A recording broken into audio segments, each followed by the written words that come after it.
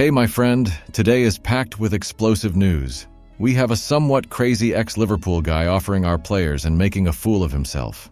Clement is also in a fierce battle to sign a highly sought-after player in the January window. Clement's dream of landing Shankland is still alive, and we have updates today. We'll also bring you the latest on Sam Lammers, Yusuf Kabadai, and the big bombshell of the day. Talk of betrayal in the boardroom. It's heating up, and it's going to be tough for us fans going to the stadium.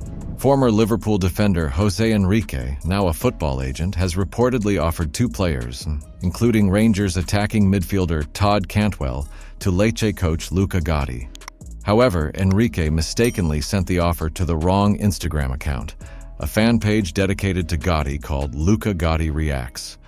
Enrique sent the players transfer-marked pages, suggesting that both Cantwell and ex-Sassuolo loanee Marcus Pedersen could be of interest to the Lecce coach.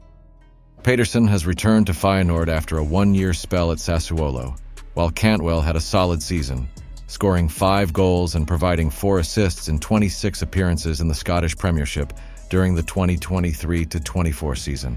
It's an unusual twist in the world of football transfers, highlighting how even the smallest mistakes can lead to amusing situations.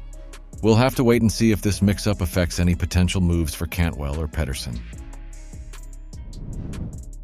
Rangers have been busy in the transfer window, focusing on bringing younger talents into Philippe Clement's team. However, there are murmurs on social media about a lack of senior players in the squad. Niels Koppen was reportedly in the advanced stages of negotiations with a proven goal-scoring winger who would slot straight into the manager's team. Rangers face fight for Adama Traore. Despite limited options last season, Clement always reverted to pace and natural wide men. Africa Foot reported that Adama Traore is set to leave Ferencváros after scoring 32 goals and creating 16 assists in 73 appearances over 2 years. Rangers are very interested, but NB1 from Hungary claims Panathinaikos are also eyeing a move for Traore. Traore, with both quality and experience, aligns with what Clement has hinted at for the remainder of the transfer window. Clement mentioned the importance of balancing youth with experience, saying, "We were focused on everything, but it is easier earlier to get the young players in, but for the rest of the transfer window there will also be experience coming into the building. And we need a good balance in the squad and in the team of both." It was important to find these young talents, and I think we have found a few really exciting players for the future for this club. Reportedly one of the fastest players around with a Kylian Mbappe-esque top speed, Traore would be a significant upgrade on the right side of Rangers' attack. His pace and finishing ability would make him a quality addition, even for a fee said to be in the region of £3.5 million. The first batch of players brought into Ibrox meet the criteria of contributing to the first team while potentially making the club money in the future. The second batch, including players like Traore, needs to capture the imagination of the supporters and provide genuine belief that the team is in better shape than when it ended last season. This is the type of player Clement wants in his squad. Alright, let's delve into the latest on Lawrence Shankland and why Rangers should make a move for him. Lawrence Shankland has been linked with several clubs this transfer window, including Rangers. The striker had a stellar season for Hearts, contributing to 39 goals in 47 games across all competitions. According to a fresh update from the Scottish Daily Mail on 1st July, Shankland would jump at the chance to sign for Rangers. However, it's said that a top-dollar bid would be needed, and John Bennett is reluctant to spend big on a player who is out of contract next summer.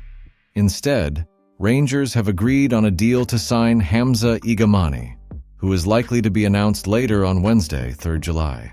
While Igamani adds some extra firepower to the squad, the 21-year-old can't be solely relied upon to lead the line. Why Rangers need Lawrence Shankland? Shankland has been a prolific goal-scorer throughout his career. The Glasgow-born striker has scored a total of 206 goals in his 13-year career and shows no signs of slowing down. Adding Shankland to the squad would alleviate some of the pressure on players like Oscar Cortez and Todd Cantwell to produce, and he could also serve as an ideal mentor for the new boy, Igamane. The Morocco international will have plenty to learn, especially since it'll be his first season outside his home country. Although there is still plenty of time left in the window to make moves, it feels like Rangers should make their bid for Shankland sooner rather than later. Otherwise, they could miss out on an ideal target. If John Bennett is serious about strengthening the squad and making a genuine push for the title, he must be willing to splash the cash now. Shankland's proven goal-scoring ability and experience would be invaluable additions to the team. AZ Alkmaar are poised to table a £2.5 million bid to sign Rangers attacker Sam Lammers permanently this summer, according to Football Scotland. The news outlet reported on 2 July that Utrecht appears to have been priced out of a deal for the 27-year-old. Lammers spent the second half of last season on loan at Utrecht, where he scored 10 goals and provided 3 assists in 18 Eredivisie games. Given Lammers' impressive performances in the Eredivisie last season, Rangers should indeed demand more than £2.5 million from AZ Alkmaar. Lammers proved his quality and goal-scoring ability during his loan spell at Utrecht, netting 10 goals in 18 league appearances. AZ Alkmaar, being a stronger team than Utrecht, could potentially provide an even better environment for Lammers to thrive. Lammers' performances have demonstrated his ability to adapt and excel in the Eredivisie, increasing his value to AZ Alkmaar. Moreover, his experience in the league and proven goal-scoring record make him a valuable asset for any Eredivisie club. Rangers should capitalize on this and negotiate a higher transfer fee from AZ Alkmaar, especially given their recent financial boost. AZ Alkmaar recently sold Vangelis Pavlidis to Benfica for $14.4 million, according to B Sport. This significant sale indicates that AZ have the financial capacity to pay more for Lammers. Rangers should leverage this situation to secure a higher fee, reflecting Lammers' proven talent and potential to excel further.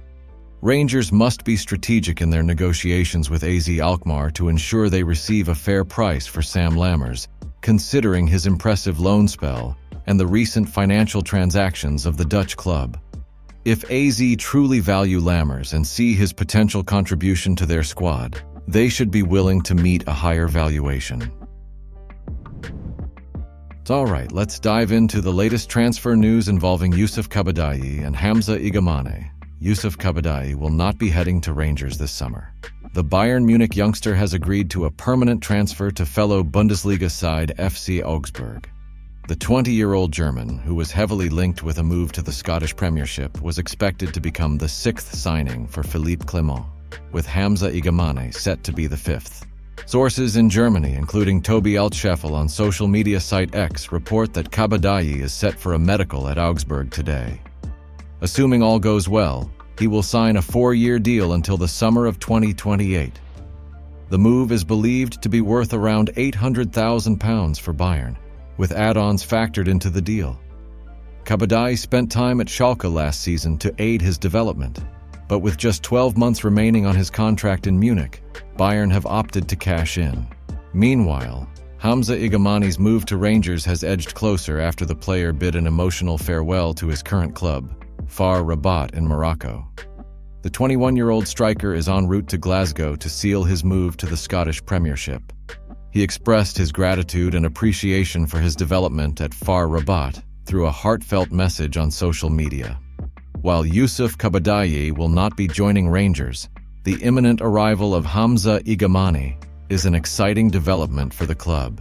As Rangers continue to bolster their squad, fans can look forward to seeing how these new additions will shape the team's performance in the upcoming season.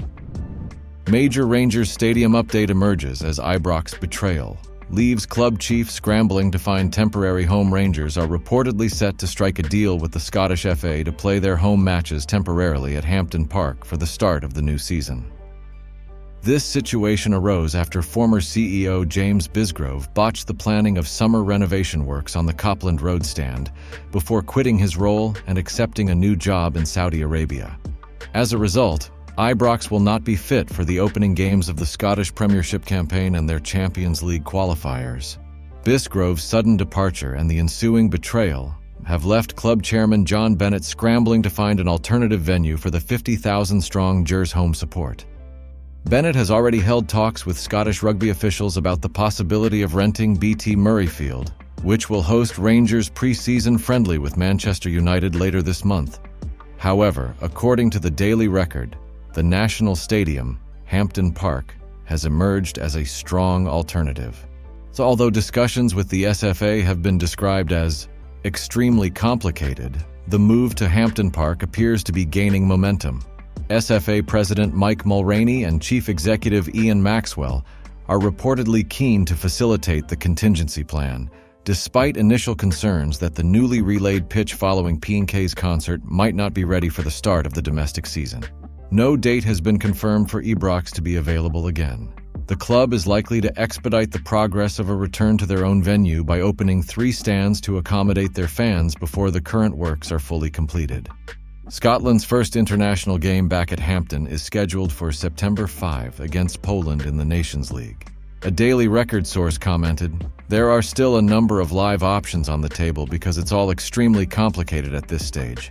There's a feeling the Rangers board have been horribly misled, but the club wants to cause as little inconvenience as possible to the Rangers' support during this period, which is one major reason why Hampden is seen as the best alternative, rather than asking them to travel across the country for home matches." Rangers fans can expect an official announcement soon, as the club works diligently to secure a temporary home that will meet the needs of both the team and its supporters during this challenging period. If you enjoyed this update, don't forget to give us a like and subscribe for more exclusive Rangers news. Catch you next time.